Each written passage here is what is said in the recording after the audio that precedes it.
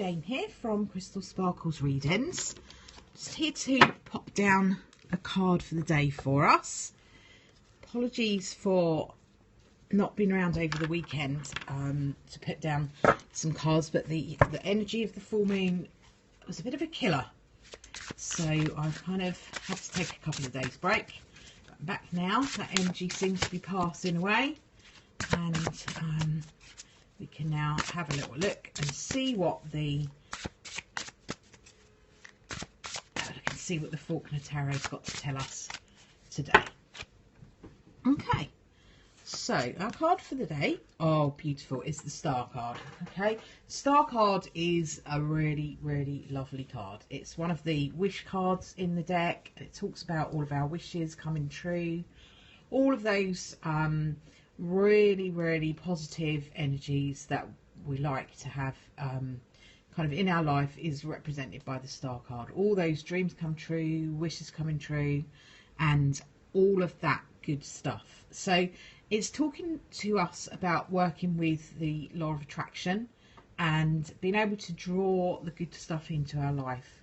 And we do that by focusing on the good stuff that we already have. Okay, so it's not so much about focusing on what you want, it's about being grateful for what you already have and creating the energy of happiness and joy so that you can attract in more of that. You have to think of yourself like a magnet, and that you are a magnet for all the good stuff. So energy that you're putting out will attract in the same sort of energy. Okay, like energy is attracted to like energy. So the Star is all about wishes, hopes, dreams, just those lovely energies that we have around us that we can draw in more good things. So in terms of a card for the day, it's a great card for the day for us. It asks us to focus on the good stuff already around us, so being grateful for what we already have, and to focus on what we would like to draw to us. So if you're, most of us, it's a weekday, most of us are in work. If you're in work, don't focus on the crummy stuff around your job, but focus on the good stuff around your job. Even if you're doing a job that really doesn't float your boat particularly, find the one good thing about it that you can focus on, even if the only good thing about it is that you've got a great pub next door, or you've got some good people that you work with, or you've got a great sandwich place next door where you can get a really good sandwich.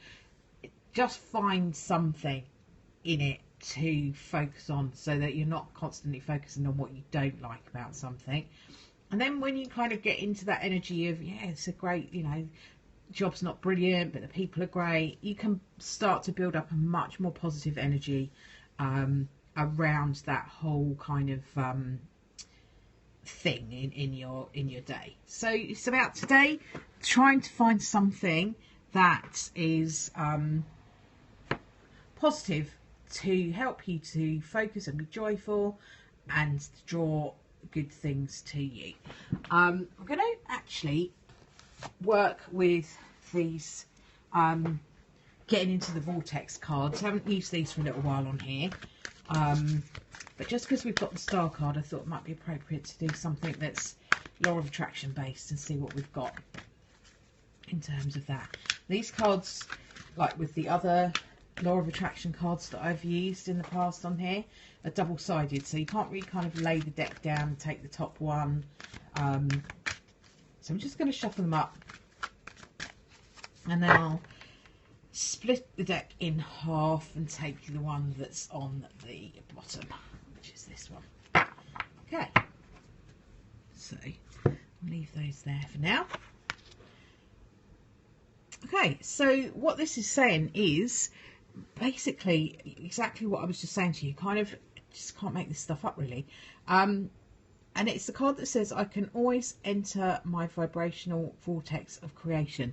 So in order to get into that vibration where we're making stuff happen, we're making good stuff happen, we need to be joyful. And it's what this card is saying is you can always go there. You can always go to your happy place, even if you have to pick out, like I say, the really, it's the bare bones of something. If you're really in a job that you can't stand, find the good thing about it. You know, there must be one tiny thing that you could put your finger on and say, well, you know, there is a great sandwich bar next door, or there is a great pub next door, or there's a person that I really quite like here.